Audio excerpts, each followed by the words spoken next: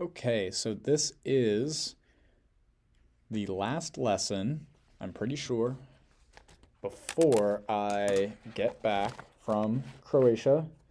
And you only have 5. Yep. So this is going to be the last one. The last video lesson that you are going to get from me before I get back, and that is on packets. So before we get into what a packet is, you are going to have a quick discussion. We have this Venn diagram here where you're going to brainstorm situations where doing something quickly was most important. Anything that may have happened in your life before, like when is it more important that a job is done quickly rather than being done right? And on the other hand, we have situations where determined experiences, situations, or anything where being right was more important than being fast. Okay, say you had plenty of time to do something and you worked diligently on it because it was more important that you got it done quickly rather than the information being provided being 100% accurate.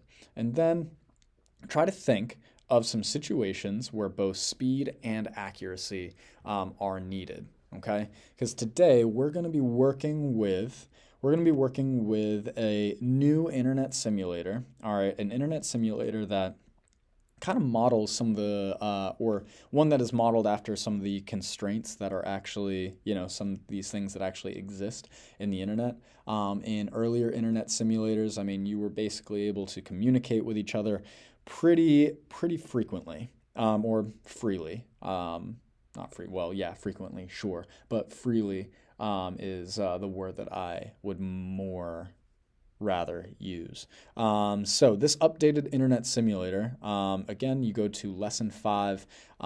We have this internet simulator that uses packets. Okay, so we have an internet simulator that divides a message into packets, and the message should be long enough to require at least 10 packets. Here, if you want to pause, the screen or pause this video so that you can see this screen, feel free. I'm not sure if you're able to pause the videos on Edpuzzle, but if you are, and again, not sure if you even get this screen when you open it up.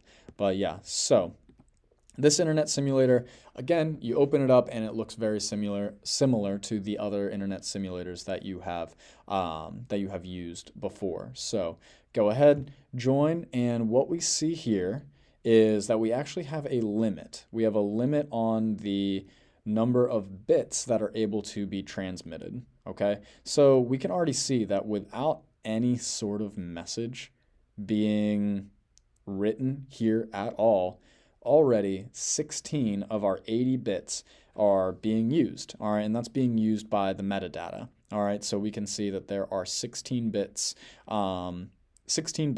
that are corresponding to the IP addresses. So my IP address is 1.2, and I'm sending a message to IP address 0.0. And even though it is a 0.0 IP address, that information still needs to be conveyed in binary. So there are 16 binary digits being used to convey this message. Now, you're going to type a message. All right, so I'll start typing a message. Hello. And even with hello, we can see that every single letter is used or uses 8 bits.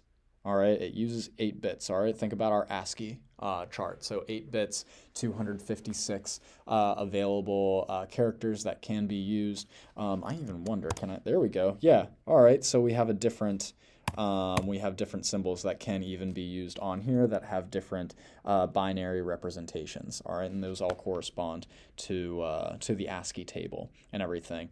But if I were to say hello there, all right, so I didn't even finish typing the message before I basically ran into an overflow. All right, so I cannot write more than technically 64 bits, because remember, 16 bits are being used up already. So I'll get rid of this E, I'll get rid of this R, I'll get rid of this E right here. Okay, 80 bits.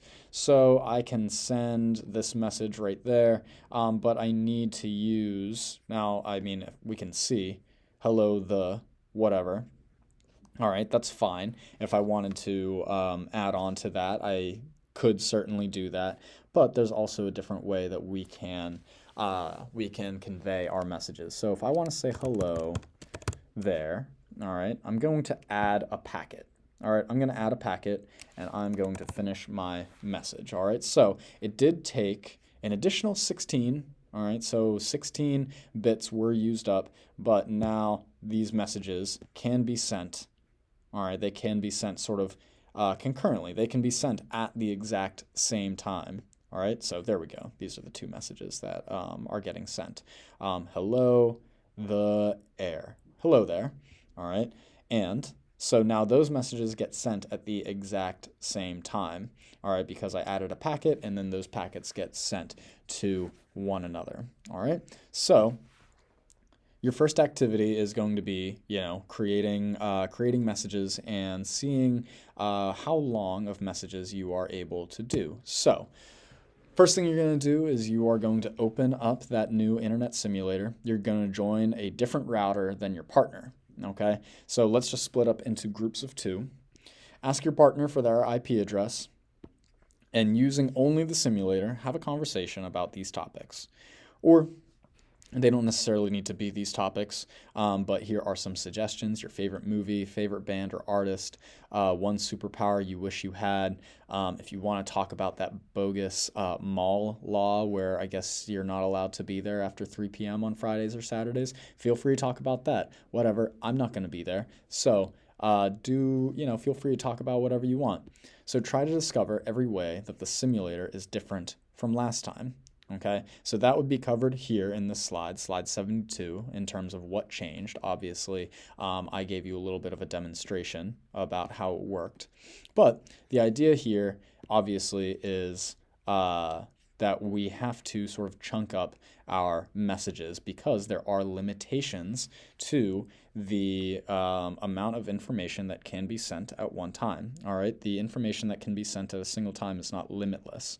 All right, so practically speaking, every bit of information needs to be packed up, stored into an actual digestible sort of amount of space, and then get sent off. Before it can actually be sent up. So we have an activity on packets. So this picture right here will take you to an activity guide. So open that up, make a copy. So here's what the activity guide looks like. And there are going to be 2 protocols. All right, there are going to be 2 different types of protocols that you're going to be working with. All right, so the first protocol that you're going to be working with is protocol 1, just send all the packets. All right, so you're going to write a single sentence that uses 5 to 10 packets and send all the packets at once to your partner. Then click Log Browser, set the router logs to show my traffic and show all routers. 2 questions that you have to work with here. All right, do all of the packets in your sent messages always follow the same path? If not, describe at least 2 different paths that the packets took. All right. And then the second question, did every packet arrive in the correct order? All right, this is the important one. Describe what went wrong and whether your partner was able to read the message. If neither you nor your partner had an issue, try sending another message. Okay, so just send all the packets. So this is going to be protocol 1. All right, so protocol 1 and then protocol 2 are going to be representative of 2 different types of protocols that we'll see. Again, I don't want to spoil anything. I do want you to go through these in class and then sort of explore, but the slides in this unit, they do cover this information. All right, so protocol 1, you have all this information here. Protocol 1, its definition, basically what it's called, is on slide 77, and then you can see how it compares it compares to protocol 2, which is a check for errors. All right, you are going to follow protocol 2. All right, you are going to develop your own sort of set of rules. Remember, a protocol is just a set of rules, an agreed upon set of rules. It's going to solve the problems that you saw with protocol 1 by doing some error checking. Okay, so obviously this is relating back to that Venn diagram, and then write the details of your protocol in the space below. All right, and so the details of that protocol, again, they're highlighted both on slide 79 here, unless I do anything, which chances are I'm not going to do anything that's going to change anything. Who knows though? And that has the definitions for both of these different types of protocols that computers use. All right. After you're done with taking the notes here, and again, we have these note sheets here. Slide 83 in presentation mode, it's skipped, but you should have access to this slide anyway. If you've made a copy of these slides, you still should be able to see these to make or to take notes on some of the definitions that that you are going to discover here on slide 79. But definitely watch this video. Watch this video whenever you're done with everything, and it talks about, obviously, packets, routing, and reliability, and different protocols that the internet and that your computers actually use to determine how to transmit information. All right, so if you're going on to code.org, obviously your assignment is going to be this internet simulator, and then you have the 2 checks for understanding. So just like before, we have these 3 activities that you are going to complete for this assignment, okay? And then I will see you on Thursday, I guess, because you don't have school on Monday, PSAT on Wednesday, there's something going on Tuesday. So you don't have class until Thursday. So yeah, I suppose I'll see you on Thursday, and yeah, then we can get started with lesson 6. We can sort of hit the ground running. All right.